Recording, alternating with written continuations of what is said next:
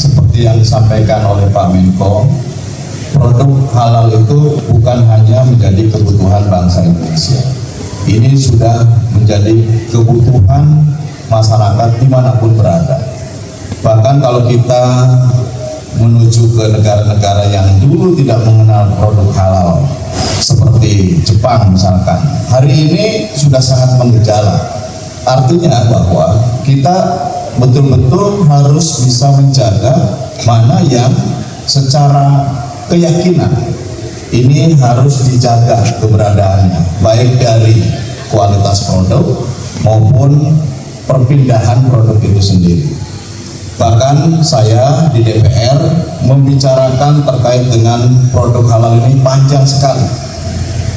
Kami tahun 2012 kebetulan ketua panja undang-undang pangan itu adalah saya. Pada waktu itu membahas bagaimana produk-produk yang pangan yang dihasilkan tidak bertentangan dengan keyakinan masing-masing. Karena keyakinan atas kehalalan produk bukan hanya bagi umat Islam, tapi juga bagi umat lainnya. Ada produk-produk yang menurut keyakinannya itu juga bertentangan dengan keyakinannya. Oleh karenanya di dalam Undang-Undang 12 tahun 2018 tahun 2012 tentang pangan juga dibicarakan tentang bagaimana atau diatur bagaimana produk itu harus betul-betul jelas. Bahkan di dalam label dan iklan pangan harus jelas kontennya, isinya, mana yang halal, mana yang tidak halal.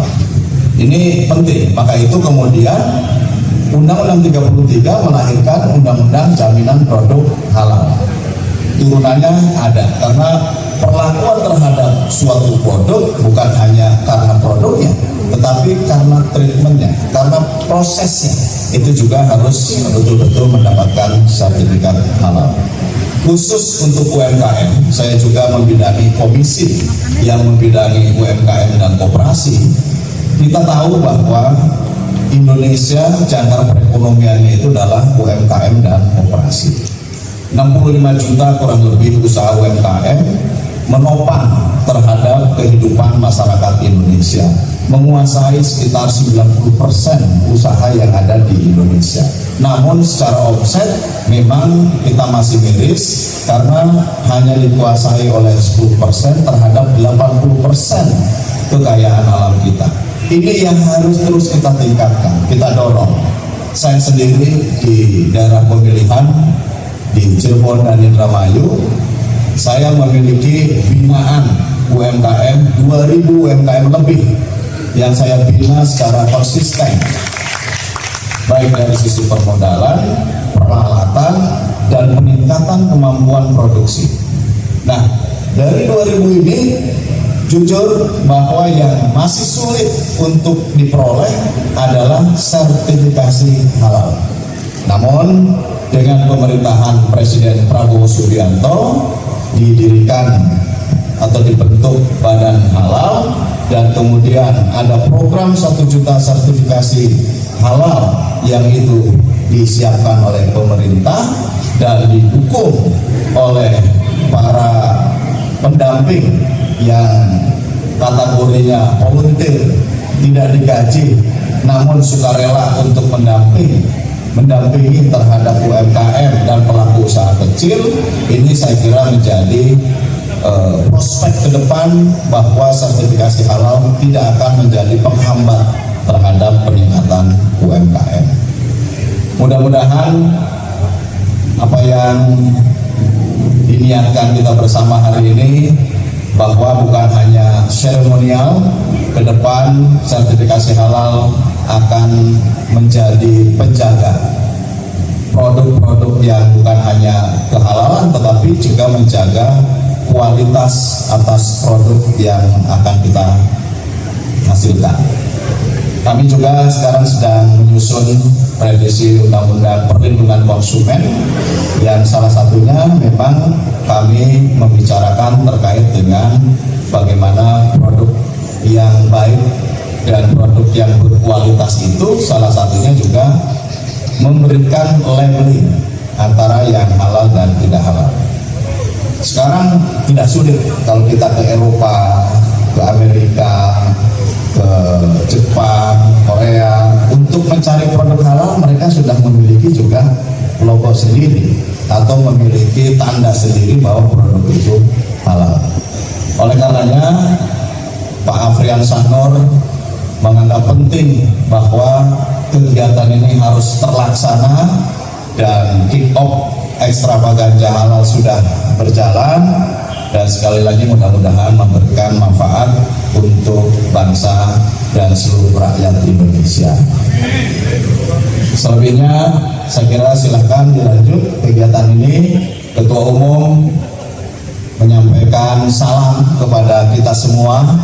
Beliau sedang melaksanakan tugas Presiden menghadiri pertemuan BRICS. Ini adalah pertemuan pertama sejak ditandatanganinya Indonesia masuk ke multilateral grup BRICS gitu ya. Dan mudah-mudahan juga ini akan nanti membawa oleh-oleh manfaat bagi bangsa Indonesia. Dan kita doakan semoga Ketua Umum Partai Demokrat Mas AHY tentu bisa menjalankan tugas dan kewajibannya sebagai Menteri Koordinator Infrastruktur dan Pembangunan Kewilayahan dengan baik, sukses, dan memberikan dampak terhadap pembangunan Indonesia. Dan tentu selain itu juga mudah-mudahan beliau selalu mendapatkan perlindungan dan sukses juga nanti memimpin Partai Demokrat dan sukses untuk Indonesia. Tadi alih-alih saya ingin seragamkan bagi kader Partai Demokrat. Yang tertarik, yang belum berkader Partai Demokrat tertarik boleh mengikuti. Yang belum tertarik boleh dalam hati. Kalau Demokrat